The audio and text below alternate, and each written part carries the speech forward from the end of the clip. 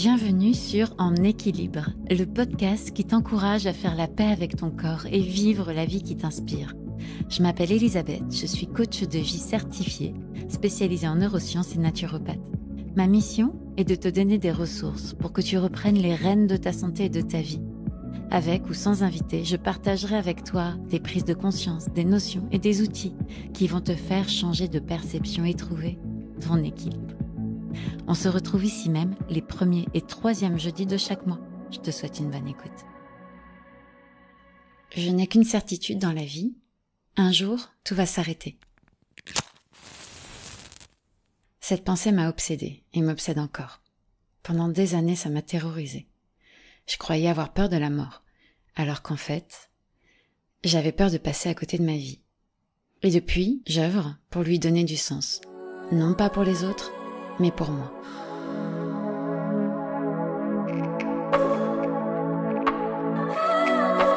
Tu viens d'entendre la toute première phrase du tout premier épisode de ce podcast En équilibre. La mort est pour moi un sujet extrêmement difficile à aborder. Et la vie m'a mis sur mon chemin l'invité du jour. Je me demande souvent, en tant que solo-entrepreneuse, comment faire face à ces deuils et avancer quand la vie te roule dessus. Dans cet épisode, je t'emmène avec Delphine sur le chemin du deuil. Le deuil est un processus normal par lequel nous passons tous. Un divorce, une séparation, la naissance, devenir parent, la crise du milieu de vie ou le passage à la quarantaine, une entreprise qui fait faillite, un projet qui prend l'eau, ou la mort d'un ou d'une proche. Nous passons donc notre vie à faire des deuils plus ou moins grands. Ce sujet est malgré tout encore tabou. Et plus il reste tabou, plus il sera dur d'accepter l'inévitable. Tout est changement. Tout arrive à une fin. Avant de commencer cet épisode, je voudrais ajouter un PS. Dans cet épisode, nous n'aborderons pas particulièrement l'entrepreneuriat. Mais tu peux me rejoindre le 8 juin à 12h sur Instagram, où tu peux le retrouver aussi en replay, où nous ferons un live avec Delphine, où nous aborderons l'entrepreneur et l'entrepreneuse face à un deuil, avec plus de précision. Tu trouveras toutes les infos dans le descriptif de cet épisode.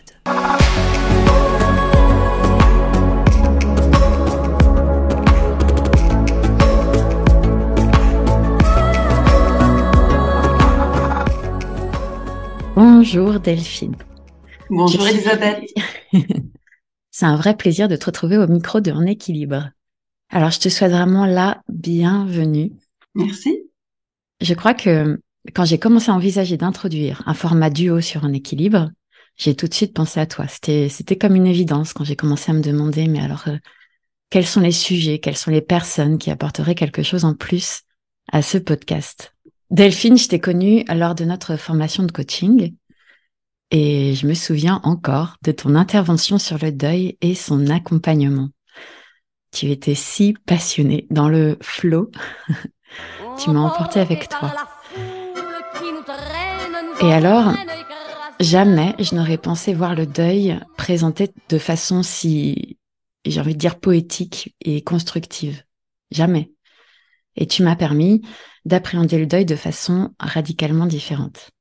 Et puis, nous avons une amie en commun qui traverse une des plus dures épreuves de sa vie et à qui je voudrais dédier ce podcast. Quand on parle de deuil, on pense au décès d'un proche, c'est le plus douloureux. Mais sous d'autres formes, nous expérimentons les deuils tout au long de notre existence. La perte d'un boulot, une séparation, quand tu deviens parent, la vie d'avant le tsunami Covid, etc. Alors, je voulais que vous soyez vous aussi touchés par la justesse de la parole de Delphine, d'où sa présence ici. Alors, je suis très contente d'être ici. Je voulais que tu commences par déjà, toi, te présenter. Qui es-tu, Delphine? Eh bien, moi, je suis une femme joyeuse, pétillante, amoureuse de la vie et des gens. Et je suis motivée par la vie. Et qui dit vie, qui dit aussi mort. Et donc, le deuil fait partie de la vie et donc il fait aussi partie de ma vie. Et donc voilà, je suis une femme intéressée par la mort, par le deuil. et qui a décidé d'en faire son métier. Je suis également maman de 2 grands ados, 19 et bientôt 18, et qui sont vraiment super chouettes. Je suis coach, hein, mais j'accompagne essentiellement les gens qui sont dans le deuil. Et comme tu l'as dit, le deuil, c'est quelque chose de large. C'est pas simplement la mort d'un proche, mais c'est aussi la perte d'une situation. Voilà qui je suis. Merci. Alors j'adore, on en parlait au début, j'adore que tu commences par qui tu es, ton être, et pas qu'est-ce que tu fais. Et, Mhm. euh, et, et donc merci pour ça. Parce que La- tout passe par l'être, hein. Ouais, tout passe par l'être, alors qu'on a tendance à être, on est des human beings, et on a Mhm. tendance à commencer par le human doing, alors que Yes. Ouais, tout à fait. la question que je me posais, la première question que j'aimerais te poser, c'est qu'est-ce qui t'a amené à te spécialiser dans le deuil? Ouais. Eh bien, écoute, moi, à la base, moi, je suis juriste, hein, je suis pas du tout là-dedans au départ. Moi, j'avais des études de droit et puis la vie m'a amené à faire un métier un peu conventionnel. Je travaillais dans une banque pendant 22 ans. Et puis, un jour, je me suis dit, il est temps que je remette un peu du sens dans ma vie. Alors, elle en avait plein, hein, même si c'était pas dans mon métier que je le puisais à côté. Et puis j'ai voulu redonner effectivement au bout de 22 ans un peu du peps dans mon quotidien et je me suis dit mes enfants bientôt n'auront plus besoin de moi, ou moins en tout cas. Mais par contre je sais que je peux voilà contribuer et aider peut-être d'autres personnes, les accompagner. Mhm, Et j'avais envie de retourner à l'humain. Et mhm. donc voilà, tout naturellement. Alors au départ, je savais pas trop vers quoi me diriger, et puis ben de fil en aiguille, une formation que j'avais prise un petit peu par hasard, par curiosité aussi de tout ce qu'il pouvait y avoir à l'intérieur, ben, m'a amené à découvrir le métier de coach. Et là, je me Ouais. suis dit mais ce métier-là, il est fait pour moi. C'est vraiment de moi dont on parle, quoi. Et donc au bout de quelques mois, quand j'ai eu ce déclic-là, ben, j'ai décidé de me perfectionner encore plus, de refaire une autre formation et puis à un moment donné, on se pose la question de ben ok, mais le coach, on peut faire plein de choses, Ouais. mais moi, qu'est-ce qui m'anime? Qu'est-ce que j'ai envie voilà, qui j'ai envie d'accompagner? Et et en me posant cette question-là, je me suis rendu compte que les gens qui s'adressaient à moi, ils revenaient tous avec la même problématique. Ils me demandaient des conseils sur le deuil Ah, où je m'apercevais que les clients que j'accompagnais avaient tous en arrière-plan un problème avec un deuil qui n'était pas travaillé. Et je me suis dit, tiens, c'est quand même bizarre. Et puis, en discutant avec une amie, je lui dis, bon, bah, je sais pas, faut que je réfléchis un petit peu quelle direction je vais donner à mon métier de coach. Elle me dit, oh, bah, toi, c'est déjà tout tracé, tu vas travailler dans le deuil. Et là, je me suis dit, mais c'est quand même fou. Pour être franche, j'ai eu une montée en moi d'émotions incroyables. J'ai senti mon corps qui a vibré de ouais. partout. Et c'était comme si tout d'un coup, il y avait une évidence, quoi. Et je me suis dit, mais oui, mais évidemment que c'est pour moi, ça. J'ai traversé tellement de deuil dans ma vie. J'ai été chamboulée par tellement de morts. Et je suis tellement à l'aise avec la mort et le sujet de la mort que, évidemment, si j'ai quelque chose à partager et à communiquer, ben ça doit être autour du deuil. Et donc je me suis dit là que ben mes deuils avaient un sens. Et puis Mhm. ben je me suis rendu compte ben que tout ce que j'avais fait depuis mon premier deuil, hein, à l'âge de mes 10 ans, jusqu'à aujourd'hui, ben toutes les pièces du puzzle s'assemblaient pour faire ce que je Ah, fais aujourd'hui. Et voilà. Et donc j'accompagne les gens dans le deuil parce que c'est la vie en fait. C'est la vie et c'est ce qui me fait vraiment. C'est là que je ressens le plus de frissons, le plus à l'intérieur de moi quand je partage avec les gens, quand je les écoute, quand je les guide. Ben c'est là que je me sens encore plus en vie quoi. Et c'est on est là pour ça, hein, pour vivre. Donc ouais, c'est c'est ça. c'est c'est quelque chose qui me motive énormément quoi. Poetry, beauty, romance, love. These are what we stay alive for. Et du coup, tu disais que t'as été bercé par le deuil, les décès, Mhm. par la mort. Oui. Même Oui. dire la mort, pour moi, c'est encore quelque chose de compliqué. Donc, Euh, ouais, même ce mot-là, je préfère le mot décès à mort. C'est un peu comme, on en parlait tout à l'heure, c'est un énorme tabou de parler de ouais. la mort. Ouais. De son deuil, de ses pertes, de ses peurs, parce que même si on n'a pas concrètement connu ça, c'est pour beaucoup, c'est quelque chose d'obsédant, d'effrayant. C'est un Mhm. peu comme Voldemort, on a l'impression que si on en parle, euh, ça devient réel. Oui. Et c'est vraiment ça, hein. Et souvent les gens ont la sensation d'une contagion. On ne parle pas de ça parce que ça va nous arriver, ça porte malheur, etc. Ouais. Mm. Alors que pour moi, non, pas du tout. Parler de la mort, justement, ça retire la distance que l'on a avec elle. Parce qu'il faut bien être clair, hein, depuis le jour de notre naissance, où c'est déjà le plus grand, pour moi, un grand deuil. Hein, on va Ouais. quitter un endroit où on était super bien confort, Mhm. et puis ben on va se retrouver dans un monde où il va faire froid, où Mhm. il va y avoir plein de choses qui vont se Mhm. passer. Et ben là déjà on est du verbe naître d'un deuil quoi. Et Ouais. donc les deuils on va en connaître ça mais tout au long de notre vie.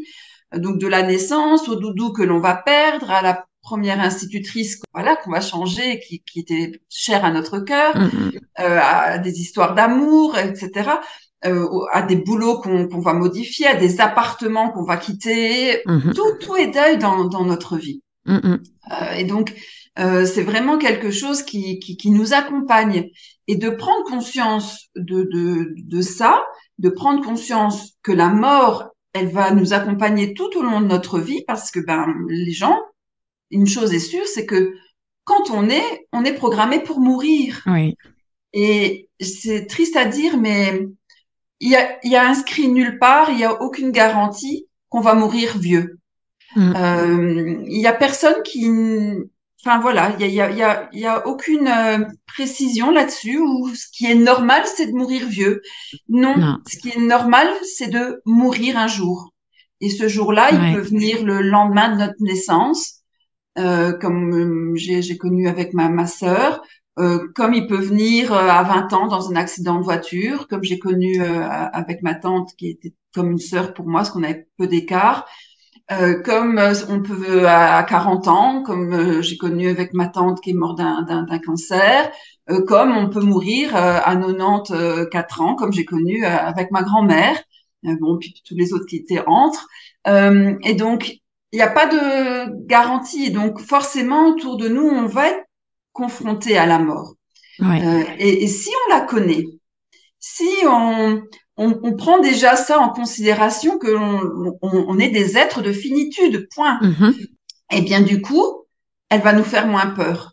Du coup, on va l'apprivoiser et du coup, elle va avoir une autre saveur et elle va donner du goût à la vie. Elle va vraiment nous permettre d'être dans la vie et quand on est en joie, et là je ressens plein de frissons dans mon dos, et quand on est en joie avec la vie, ben il y a rien de plus beau quoi. On savoure, on est pleinement là et on est dans ce que l'être humain est amené à être, un être de joie. Elle est là en tout cas chaque jour, dans notre journée, on est connecté à plein de moments de joie. Il suffit juste de pouvoir les regarder. I said it before and I'll say it again. Life moves pretty fast. You don't stop and look around once in a while, you could miss it. Alors c'est vrai que souvent cette peur de la mort, elle peut nous figer et nous empêcher de pouvoir voir et être ouvert à ces petits moments de joie. Ça peut créer parfois comme une sorte de être pressé de vivre. Oui. Alors c'est pas la peur de la mort. Tu vois, moi j'entends souvent ça. Les gens ont peur de la mort.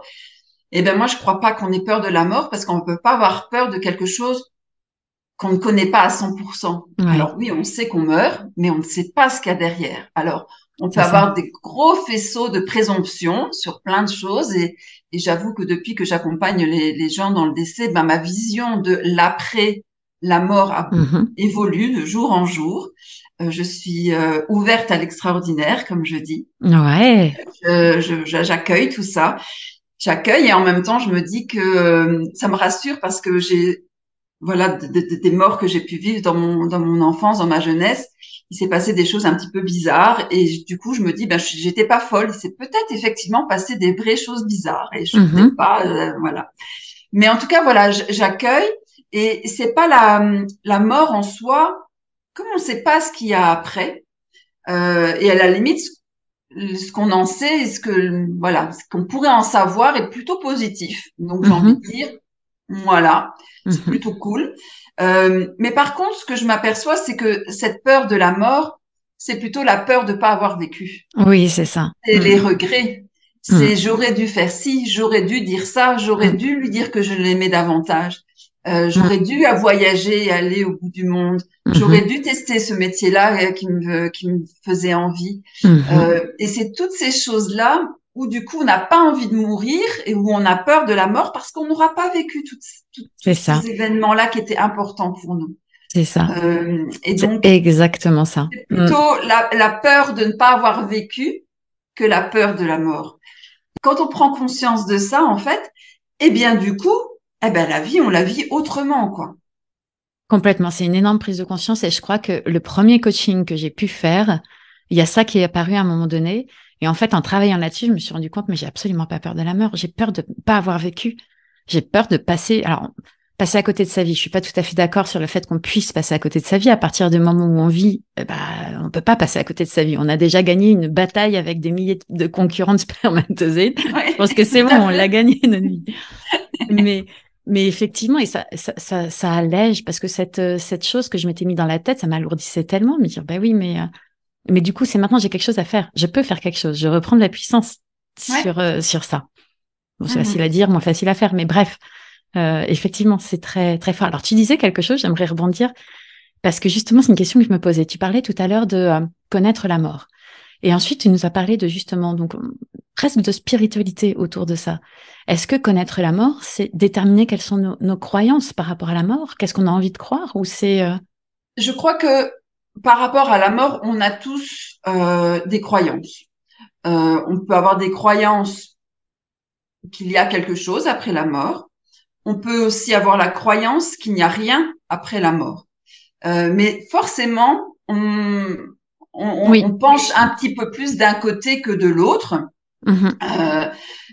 On peut aussi se dire, je ne sais pas ce qu'il y a après la mort. Mais déjà, se dire, je ne sais pas ce qu'il y a après la mort, c'est déjà envisager qu'il y a quelque chose après la mort. Et donc, voilà, on est on navigue dans nos croyances entre ces deux flots. Alors, évidemment, après, il y a les croyances religieuses, qui, elles, apportent aussi des idées sur après la mort. Mais même sans être dans une religion, on peut constater que on a quand même des croyances et des sensations par rapport à ce qu'il peut y avoir après. Alors c'est vrai que quand on s'intéresse à la mort, forcément on s'intéresse aussi à tout ce qui est extraordinaire.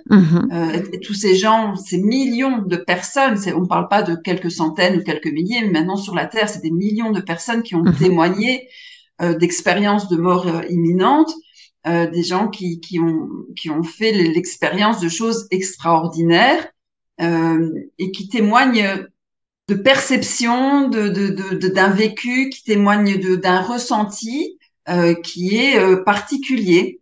Et la science, à l'heure actuelle, ne sait pas justifier l'ensemble de ce que ces gens ont pu vivre et ressenti, etc. Alors, il y a plein de recherches qui continuent d'avoir lieu. Toujours est-il qu'à l'heure actuelle, il y a des millions de personnes qui ont fait ces expériences-là. Et à moins de dire qu'il y a des millions de personnes qui sont affabulateurs, je me dis qu'il y a quand même un gros faisceau de présomption qu'il peut y avoir quelque chose. Non, je crois que c'est un grand champ d'études justement qui est encore en train. Il y a beaucoup de choses qui ne sont pas encore complètement expliquées, comprises et que voilà, c'est en cours. C'est en cours. Exactement. Et quoi qu'il en soit, qu'il y ait quelque chose ou qu'il n'y ait pas quelque chose, une chose est sûre, c'est que avant d'aller vers la mort ou l'après ou le rien, on est là. Oui. Et ce on est là, on doit le vivre. Mhm. Et on doit vraiment, quelque part, honorer ce moment où on est là. The stars aren't just balls of gas burning billions of miles away. They are also a reminder of the brief time we share on this planet. Est-ce que je peux te demander, toi, personnellement, tu disais que du coup, les choses en accompagnant ces personnes-là, les choses que tu as expérimentées en travaillant sur toi, tes deuils aussi, que tu étais ouverte à l'extraordinaire, qu'est-ce que tu peux nous partager par rapport à ça? Alors, pendant très longtemps, je faisais partie, et quand je dis j'accueille l'extraordinaire, mais j'accueille aussi l'ordinaire, hein. Donc, forcément, les gens qui, pour eux, ben, il n'y a rien après la mort, ben, c'est tout à fait OK pour moi. Et l'accompagnement, ben, il va être aussi possible que s'il y a quelque chose après la mort, hein. Très longtemps, moi, j'étais là-dedans. Ouais. J'étais, non, voilà, c'est comme un animal, comme une plante, voilà, on se décompose, on revient, mais il y a rien après. Mhm. Et puis, ben, en accompagnant les gens, ben, je me suis rendu compte qu'ils me racontaient des choses un petit peu bizarres, un petit peu extraordinaires. Et puis, ben, ça m'a ramené à ce que moi j'avais pu vivre. Et je me dis, mais finalement, mes convictions où je martelais, mais non, il y a rien après la mort. C'était peut-être plus en opposition à une religion qui ne me convenait pas. Ouais.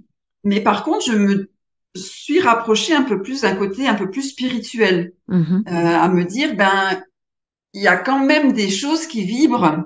Je ne crois pas en un Dieu. Par contre, je crois très fort à la puissance des êtres humains et à l'univers et à la nature. Et j'aime autant croire en l'être humain en un Dieu. Mais en même temps, voilà, chacun a ses croyances et c'est tout à Mhm. fait OK pour moi. Et puis parfois, il se passe des choses un peu particulières en séance où j'ai l'impression qu'il n'y a pas juste moi et la personne que j'accompagne, mais j'ai l'impression qu'il parfois on est un petit peu plus dans mon bureau. D'accord. Mais enfin voilà, c'est des sensations, hein.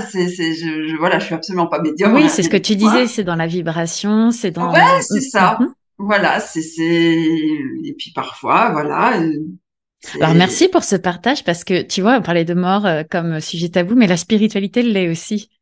oui, tout Et à fait. peut-être parfois même plus, comme tu me disais en Mhm. privé tout à l'heure, qu'on parle plus facilement de sa vie sexuelle Ouais. que, euh, Mhm. que, Que de que, la mort, de la que de son deuil spiritualité. Ouais, et que de sa spiritualité quand ce ouais. n'est pas aussi clair une religion. Ouais, tout à fait. Mais ce qu'on s'aperçoit, c'est que la spiritualité, elle aide vraiment quand on est en deuil, Mm. sur notre chemin de deuil. Euh, et comme je dis, hein, la spiritualité, ça peut être simplement cette connexion qu'on peut avoir avec la nature, hein. C'est pas Mhm. forcément. Ça peut être des choses très très simples, des choses qui vont nous faire vibrer, qui vont nous faire sentir, voilà, Proche sentir encore. justement. Mm. Voilà, et on va ressentir.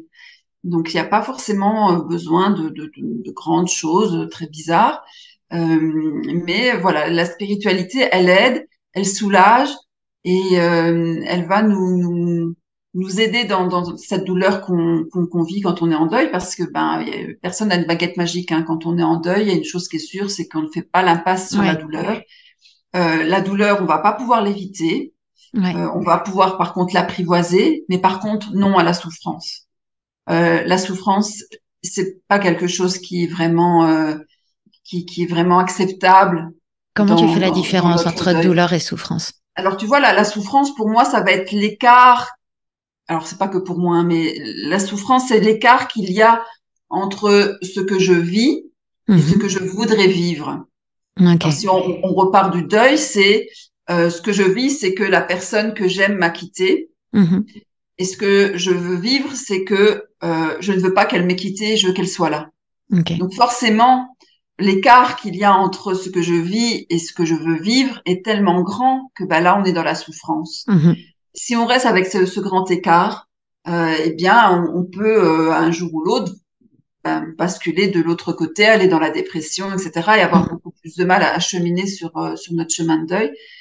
Tandis que si on se dit, ben oui, c'est ce que je veux, mais en même temps, c'est pas la réalité, et qu'on se Ouais. rapproche de la réalité, et qu'on se dit, ben oui, ok, je voudrais tellement, mais tellement que mon mari adoré soit encore là, Mhm. mais il n'est plus là. Mhm. Eh bien, à un moment donné, quand je vais être dans l'acceptation, et ça prend du temps d'être dans l'acceptation, une fois quand je vais être dans cette acceptation-là, ben l'écart ne sera plus là et je ne vais plus me connecter qu'à la douleur, au manque, à la tristesse, mais je ne serai plus dans cette souffrance-là qui est pour moi vraiment étouffante, quoi. Tu vois, c'est quelque chose dont voilà, alors je prends souvent les images avec le tsunami, les vagues, etc. Ouais. Parce que c'est vraiment la sensation que ça me donne. Quand on est dans la souffrance, on est vraiment la tête sous l'eau et on n'arrive pas à s'en relever, quoi. Alors qu'à un moment donné, il faut pouvoir reprendre une bouffée d'air et se relever. Donc voilà, donc c'est ça. La souffrance, j'ai envie de dire aux gens, allez, travaillons ensemble, travaillons le deuil et dans le bon mot du mot travail pour que on réduise cet écart-là et qu'on aille vers l'acceptation de ce que l'on vit pour ne se connecter juste, et c'est déjà beaucoup, que à la douleur, à la tristesse, au manque et puis toutes les émotions désagréables qu'il peut y avoir, la colère, l'injustice, etc., la culpabilité. Voilà, il y a beaucoup de choses qui se jouent dans un deuil. Il y a beaucoup d'émotions. C'est très compliqué. Mais si on arrive au moins à un moment donné se mettre la souffrance de côté, ça c'est déjà un premier pas de gagner. Et ça, on y arrive quand on va être connecté à l'acceptation, quand on va arriver à accepter ce qui nous arrive.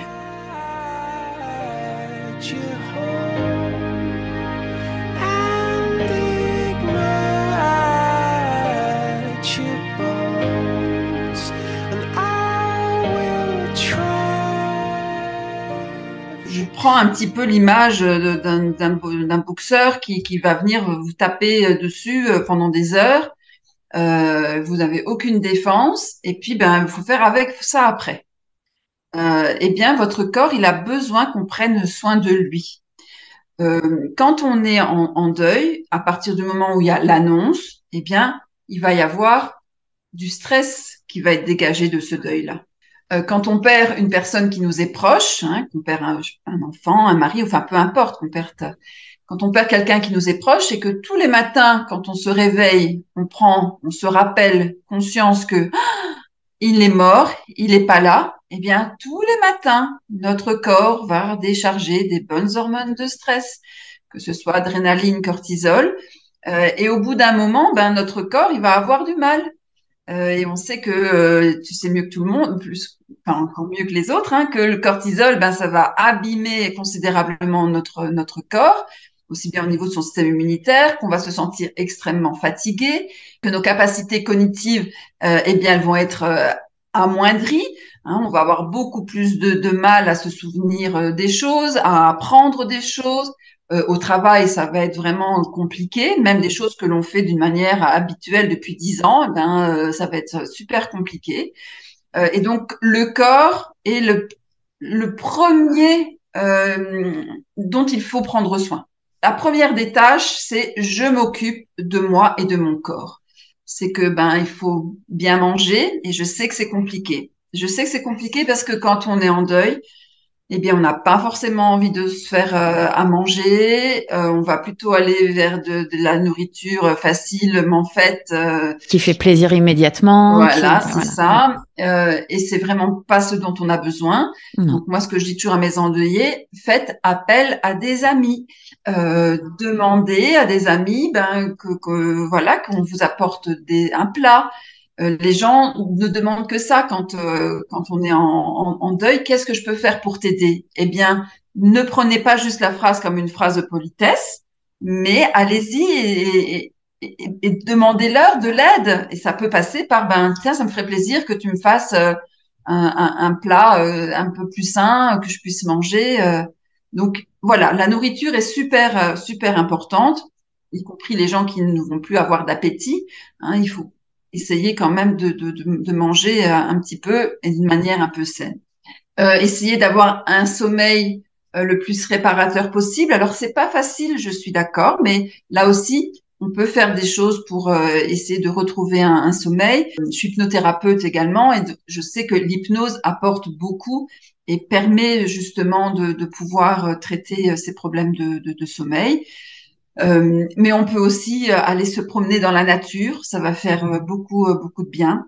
Prendre soin de son corps, c'est aussi éliminer le cortisol par le toucher. Donc moi, je préconise et j'offre à tous mes coachés un massage. Alors c'est pas moi qui le fais, hein, c'est vraiment une personne spécialisée, bienveillante, qui a des mains de fée, parce que c'est super important de pouvoir se faire masser. Ou alors on peut aussi faire de la réflexologie, de la kinésiologie. Enfin, on peut faire plein de choses pour prendre soin de son corps. Mais ça, c'est le premier des boulots. Votre job à presque temps plein pour le moment, c'est de prendre soin de votre corps. Et une fois que votre corps, il est un peu plus armé, on va pouvoir s'occuper de la suite des tâches. Les autres tâches, et la toute première qui va avoir toute son importance, c'est l'acceptation. Alors, pas accepter la mort en soi, hein, parfois c'est compliqué, mais par contre, d'accepter la réalité de la perte. Accepter, c'est compliqué, parce qu'au départ, on va l'accepter mentalement, mais ça suffit pas. On sait que la personne, elle est morte. Parfois, on aura eu la chance de la voir morte. Je dis bien la chance, hein, parce que ça aide dans le processus. Donc on aura eu la chance de la voir. Donc oui, notre cerveau, oui, je l'ai vue morte, j'ai vu le cercueil, on a été à l'enterrement. Oui, je sais qu'elle est morte, mais on l'a pas intégrée à l'intérieur de soi. Et le matin, quand on se lève et qu'on a ah oui, c'est vrai, elle est morte, eh bien, ça prend du temps d'être dans cette acceptation-là. Je veux dire petit pas par petit pas qu'on va se vraiment incorporer à l'intérieur de nous la réalité de la perte. Un autre travail important à faire quand on est en deuil, ça va être lié à nos émotions.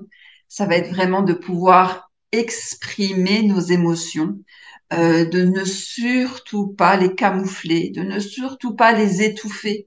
J'entends encore trop, oui, mais je dois être forte, je dois pas pleurer. Non, s'il vous plaît, pleurez, pleurez, pleurez. Les larmes, elles ont une fonction physiologique. Elles sont là aussi pour vous détendre tout ce qui est noué à l'intérieur de vous, les muscles qui sont tendus, les nerfs qui sont tendus. Si on pleure, c'est pas pour rien. Et je dis, voilà, on ne vous empêche pas de respirer. Ne vous empêchez pas de pleurer, que ce soit les hommes comme les femmes.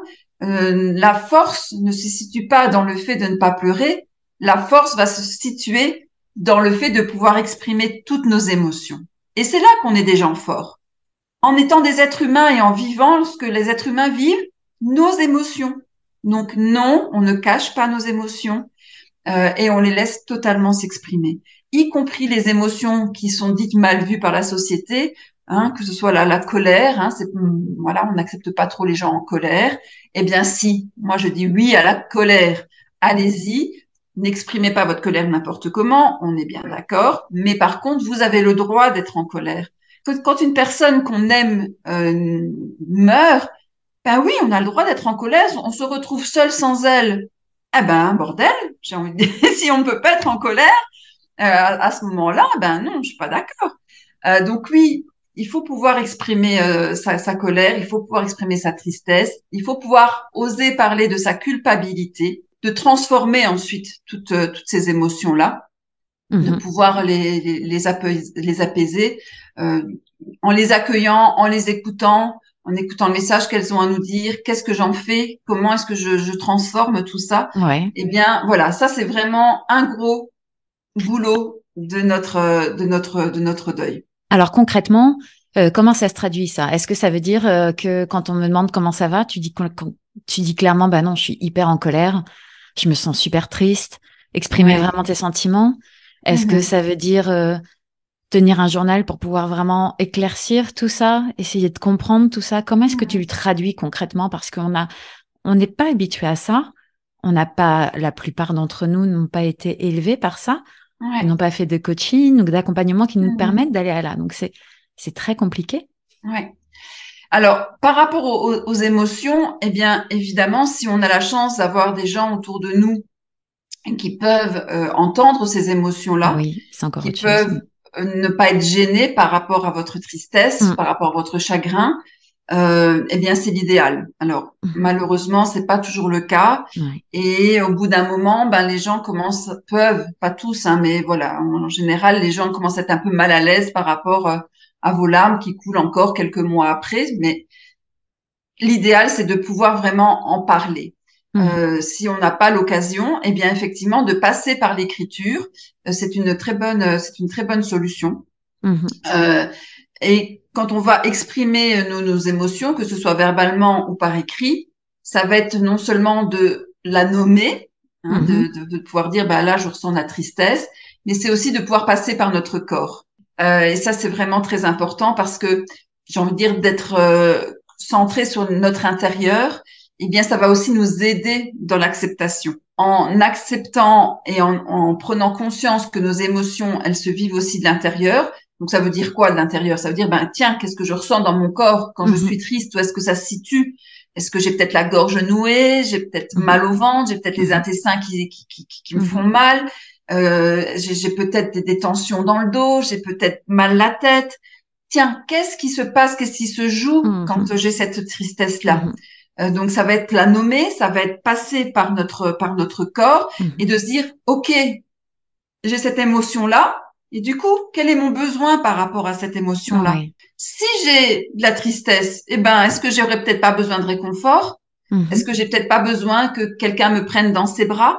Est-ce que j'ai peut-être besoin de me lever dans mon canapé avec un bon plaid et un bon thé chaud et de ne rien faire? Est-ce que j'ai besoin d'aller dans un bain qui va me réconforter? Alors après, chacun va retrouver son réconfort, mais en tout cas, c'est de me dire, dans cette émotion que je suis en train de vivre, de quoi est-ce que j'ai besoin?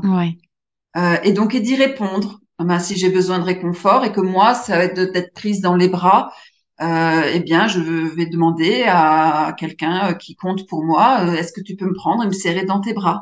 Voilà, ça va être de passer à l'action. C'est un chemin de connaissance de soi parce que c'est quelque chose à dépasser et on apprend tellement du coup. Exactement. Et de passer par le corps, ça va nous aider aussi à pouvoir ressentir encore un peu plus rapidement la prochaine fois. Quelque part, on va un petit peu...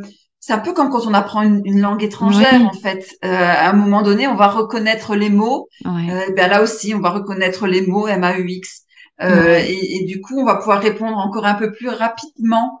Et c'est ce que moi j'appelle apprivoiser nos émotions. Oui, tout à fait. Faire ami avec elles. OK, tiens, je reçois ce message-là. Il y a un truc qui va pas dans ma vie. Je reçois ce message de l'émotion. C'est qu'il y a quelque chose qui n'est pas satisfait chez moi. Qu'est-ce que je fais? Quel besoin je dois satisfaire pour aller mieux? C'est un beau chemin de reconstruction et de construction. Oui, et ça vraiment de pouvoir accueillir nos émotions et de les apprivoiser, eh bien, ça va aider dans les autres tâches de notre deuil, notamment la tâche où on va réinvestir un petit peu sa vie. On va pouvoir réinvestir sa vie qu'à partir du moment où on est au clair avec nos émotions et où on les a pas étouffées, parce que sinon ça va devenir une cocotte minute. Les émotions qui ne sont pas libérées, elles vont se transformer en mots un peu plus importants, peut-être même en somatisation, en maladie. Voilà, on va somatiser et ça va rien donner. Travailler notre deuil, c'est aussi quelque chose de très important. Peut-être le plus important pour moi, ça va être d'avoir ce nouveau lien avec notre défunt. Et ça, c'est vraiment quelque chose auquel je tiens. Alors après, chacun, selon ses croyances et sa spiritualité, va mettre ce qu'il veut derrière, mais ce n'est pas parce que une personne nous a quittés que cette personne n'existe plus. Est-ce que tu m'entends? Est-ce que tu me vois? Qu'est-ce que tu dirais, toi, si t'étais là? Est-ce que ce sont des signes que tu m'envoies? Qu'est-ce que tu ferais, toi, si t'étais là? La mort ne gagnera pas, c'est l'amour qui va gagner. Je prends un exemple tout simple. Alors, par exemple, ma fille, pour le moment, elle est au Canada. Donc, elle n'est pas près de moi, je ne la vois pas, je ne peux pas la prendre dans les bras, je ne peux pas l'embrasser, je ne peux pas lui susurrer des choses à l'oreille. Mais en même temps, ce n'est pas parce que ma fille n'est plus là, présente à moi, que je ne l'aime plus, que je ne pense plus à elle, que je ne l'envisage plus, etc. Il y a un lien entre elle et moi. Eh bien, ce lien-là, il est indestructible. Et ce lien-là, la mort ne peut pas nous l'enlever. Alors oui, c'est vrai, c'est triste, mais la personne qui meurt, on ne pourra plus la prendre dans les bras. Par contre, on peut prendre un coussin dans les bras. On peut fermer les yeux et on peut penser à elle et on peut l'imaginer dans nos bras. Et ça, il n'y a rien qui peut nous l'empêcher. Et donc, dans le deuil, une des tâches que l'on va avoir, eh bien, ça va être de créer un nouveau lien avec alors nouveau, on peut dire que c'est l'ancien qui va être travaillé différemment. On peut dire que c'est un nouveau, on peut jouer sur les mots, c'est pas très important. Mais en tout cas, ce lien-là que l'on avait avec notre défunt, eh ben, pour moi, il doit continuer à vivre. Quand on dit il y reste dans notre cœur, oui, il reste dans notre cœur, tout à fait. Et rien ne m'empêche de pouvoir continuer de continuer à penser à la personne qui m'a quitté, qui est dans mon cœur. Et ça, c'est aussi en travaillant sur l'héritage que la personne m'a légué. Alors, je parle pas d'un héritage financier, hein, je parle de qu'est-ce que la personne que j'ai aimée m'a apporté dans ma vie. Quelles sont les valeurs qu'elle m'a transmises? Quelles sont les qualités qu'elle avait et que je peux reprendre peut-être à mon compte? Et ça fait partie aussi de l'héritage que l'on va recevoir et qui va nous nourrir. Et donc, cette personne-là qui va nous avoir légué ses valeurs, ses qualités, ses rêves, eh bien ça, on va pouvoir s'en nourrir. Et ça fait partie de ce lien-là. Et quelque part, on continue de maintenir la personne en vie à travers nous et d'une manière saine, hein, sans tomber dans les excès. Et le fait de maintenir ce lien-là, alors je précise quand même que toute notre vie ne doit pas tourner autour de « je maintiens le lien ». À partir du moment où on n'est que dans ce « je maintiens le lien », là, on est un petit peu à côté de notre chemin de deuil. Mais par contre, de pouvoir se consacrer un temps, que ce soit pour se rappeler des souvenirs, que ce soit pour lui parler, que ce soit pour l'imaginer, etc. Et puis petit à petit, on va voir que ça sera plus tous les jours. Peut-être que ça sera tous les 2 jours, et puis peut-être une fois par semaine. Et puis après, ça va s'étioler, et c'est ok, et c'est normal. Et c'est pas pour ça que on ne pensera plus à lui. J'ai des conversations imaginaires avec des gens qui ne sont pas sur la terre. Est-ce que tu m'entends? Est-ce que et tout à l'heure, je te disais que le mot faire son deuil, c'est un peu compliqué pour certaines personnes d'entendre le mot faire, parce que faire, ça signifie qu'il y a un début et une fin. Et alors que dans un deuil, il n'y a pas de fin. Pour moi, j'ai pas envie qu'il y ait une fin dans mon deuil, parce que la personne, elle va continuer à vivre jusqu'à ce que moi-même j'ai ma propre fin. Elle va vivre à travers moi, dans mon cœur, dans mes pensées, dans mes souvenirs, dans l'amour que je continue de lui porter, dans l'amour que je peux encore ressentir, parce que de se savoir aimer, d'avoir été aimé par une personne, l'amour là, il reste en nous, et il continue de nous nourrir. Et donc moi, j'ai pas envie qu'il y ait une fin à mon deuil. Je reste une personne endeuillée, joyeuse, heureuse, qui aime la vie, qui peut dire que la vie est belle. Et ça, c'est super important. Ce lien-là, il doit vraiment pouvoir exister. Et c'est ce qui va nous permettre d'avancer sur notre chemin de deuil. Et là, on va pouvoir réinvestir notre vie, parce qu'on sera pas tout seul, on sera également avec notre endeuillé. Alors justement, tu m'avais confié il y a quelque temps des exemples de personnes qui ont transformé ça, qui ont pris ces valeurs-là et qui ont créé des choses magnifiques, qui ont redonné un sens à leur vie. Est-ce que tu as des petits exemples comme ça à nous partager? Oui, écoute, il y a plein de personnes qui vont réinvestir leur vie et donner du sens à travers la mort qu'elles ont vécue de leurs proches. Alors ça peut être, je pense à des parents qui ont perdu leur enfant de 14 ans d'un accident, et c'était un garçon qui adorait lire. Eh bien, ses parents ont créé une bibliothèque accessible aux enfants de cet âge-là, aux jeunes adolescents. C'est ce que j'ai fait aussi dans ma vie. Tous les deuils que j'ai vécus, j'en ai donné du sens en accompagnant moi à mon tour maintenant les gens qui sont en deuil. Ça peut être aussi donner du sens d'une manière très simple, des personnes qui vivaient, je dirais, avec un goût de la vie assez fade, et qui, par cette mort-là, vont épicer leur vie et qui vont avoir le goût de vivre leur vie à 100%, Ouais. en allant peut-être voyager, en allant connecter avec d'autres personnes.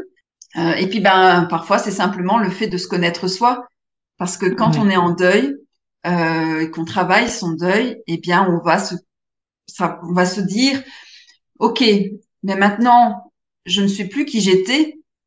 J'ai été modifiée avec la perte de Ouais. cette personne-là. Mon identité a été chamboulée, a été changée. Qui je suis finalement aujourd'hui? Mhm. Et c'est souvent suite à un deuil que les gens vont vraiment prendre conscience de qui ils sont, de ce qu'ils veulent, de ce qui est important pour Mhm. eux, de quels sont leurs besoins, de quelles sont leurs croyances, Mhm. qu'est-ce que je veux faire de mon demain pour qu'il soit plus joli. Exactement. Et ça, c'est le cadeau du deuil. C'est le cadeau mal emballé du deuil, Ouais. ouais. C'est le cadeau qui est mal emballé, mais ça, Mm. c'est le cadeau. Ouais. Et ça, c'est vraiment, voilà, moi, c'est ce qui me motive à fond. Si on parle de mission de vie, c'est vraiment ça. Ouais. Et Aider effectivement. les gens endeuillés à trouver le cadeau qui se Alors, trouve sur leur chemin. Alors au départ, c'est compliqué à entendre, hein, je suis tout ouais. à fait consciente. Mais un jour ou l'autre, Un jour ils ou vont le l'autre, ça trouver. s'entend, et ne serait-ce que d'entendre ces histoires-là, ça laisse une fenêtre ouverte au champ des possibles. Exactement, Que même si c'est exactement. pas maintenant, un jour, ça le sera. Oui, exactement. It's not all about me. And even though I'm in pain, it's worth sticking around to maybe make my little corner of the world a slightly better place. Et du coup, j'aimerais te poser la question de là, on parle de la personne qui est endeuillée, donc que ce soit donc un divorce, une séparation, une personne qui meurt, mais il y a aussi les personnes qui accompagnent ces personnes-là, les proches. Qu'est-ce qu'on peut faire pour les accompagner et pas parce que on est très vite maladroit tellement ça rend mal à l'aise, maladroit ou impatient parce que ça dure plus longtemps que ce qu'on l'imagine. On a du mal peut-être à faire preuve d'empathie ou de le comprendre, ou on est nous-mêmes dans notre souffrance. Alors, la première chose, j'ai envie de dire, de faire ce qui est juste pour soi. Si on ne se sent pas en mesure d'accompagner un de nos proches qui est en deuil, eh bien, je crois qu'il faut pas se forcer. Parce que on ne va pas lui être d'une grande aide. Okay. Et puis, on va pas, voilà, c'est des soi-même.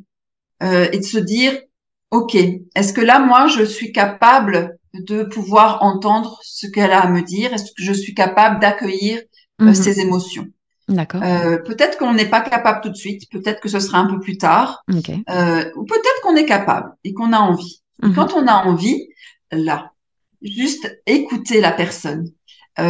Alors, ce qui ne convient pas de faire, c'est de donner des conseils à la personne.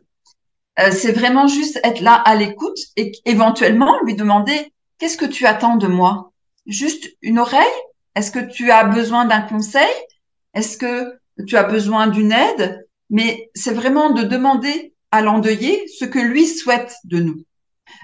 Et notre job, c'est simplement être là et l'écouter, sans jugement, d'une oreille vraiment bienveillante, une écoute active, d'être juste là et écouter ce que la personne a à nous dire encore et encore. Et ne pas hésiter à questionner la personne. Alors, ne pas avec la phrase « Comment vas-tu ?»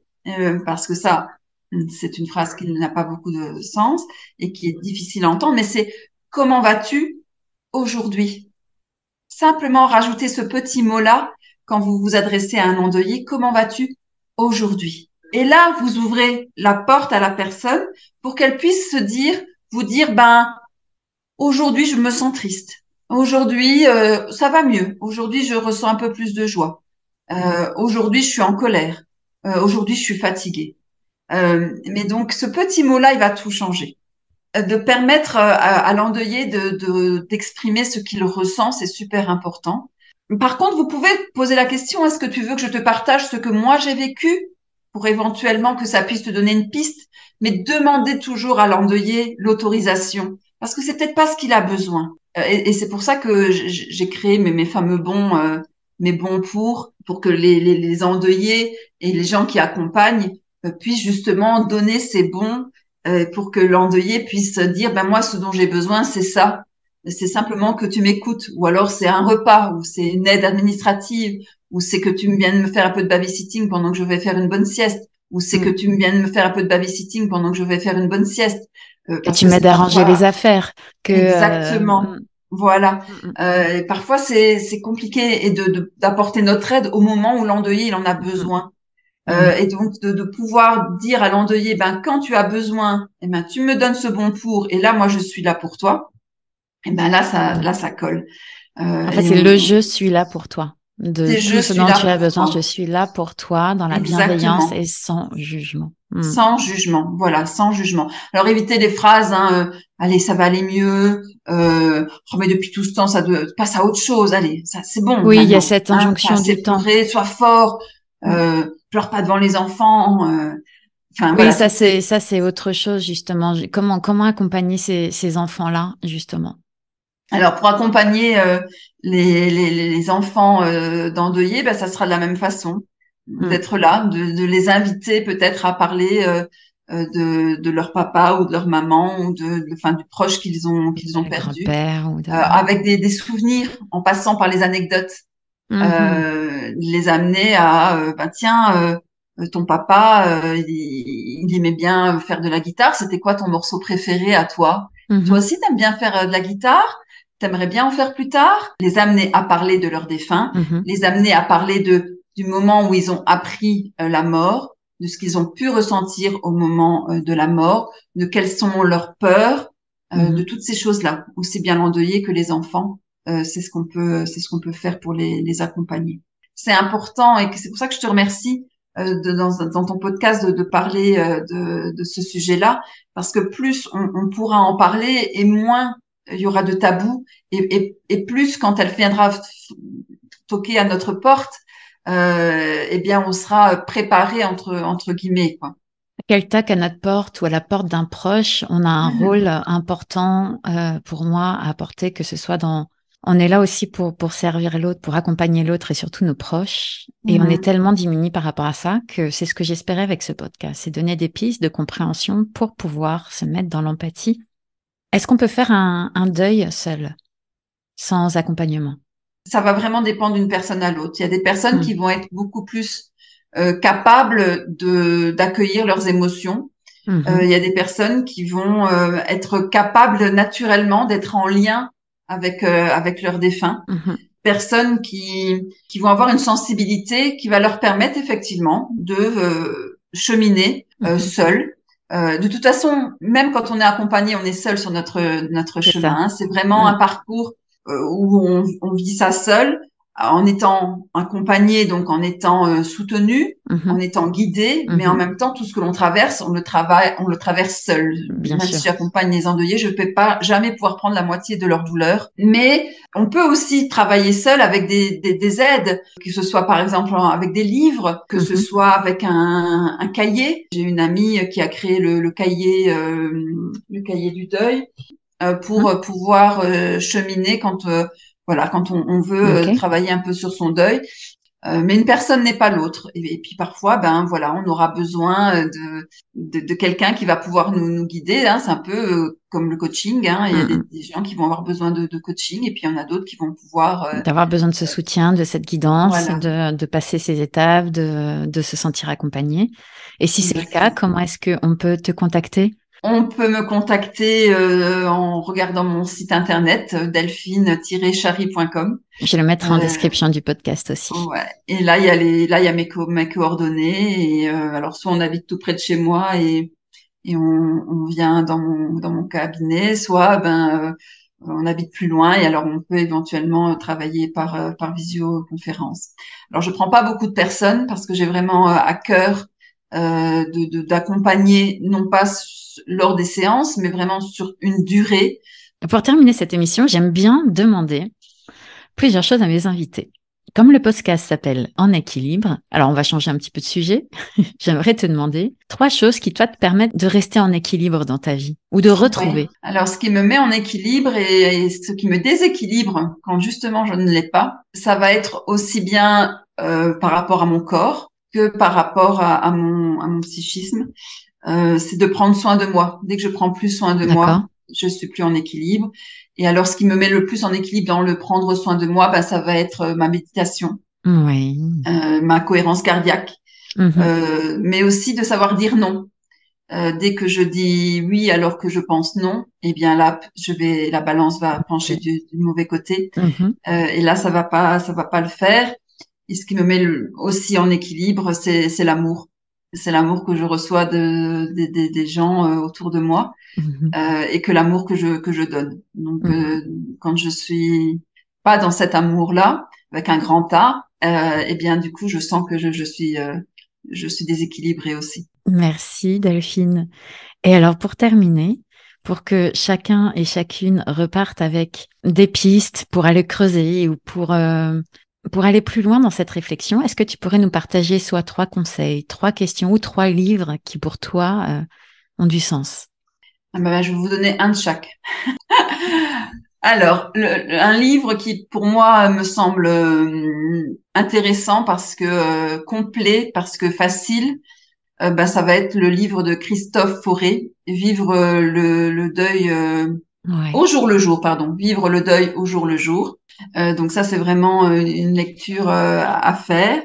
Un autre conseil serait de revenir à l'intérieur de soi. Notamment quand on est en deuil, c'est vraiment très très important de revenir en nous, que ce soit par des moments de calme, que ce soit en pratiquant la méditation ou la cohérence cardiaque, mais en tout cas de pouvoir revenir à soi, c'est super important. Et c'est ce qui va nous permettre dans les différentes tâches que l'on va accomplir de le faire d'une façon encore plus optimale. D'accord. Et puis, si je devais poser une question, qu'est-ce que mon défunt m'a laissé en héritage? Quelles sont ses valeurs qu'il m'a transmises? Quelles sont ses qualités? Quel est l'amour qu'il m'a donné et qui vont m'accompagner tout le temps et que je ne perds pas? C'est magnifique. Je te remercie pour ce conseil, cette question, ce livre. Merci pour ta présence. Un énorme merci. J'ai vibré, j'ai frissonné. Merci à toi. Et n'hésitez pas à transmettre à partager ce podcast parce que justement c'est en parlant librement qu'on pourra s'aider chacun à vivre notre vie comme elle est là maintenant. Exactement. Et plus on parlera de la mort et plus on sera dans la vie. Waouh, je garde ça pour toute la semaine dans mon cœur. Merci Delphine. Merci Elisabeth. Life is a gift. We must celebrate it. We have to dance to show God we are grateful to be alive.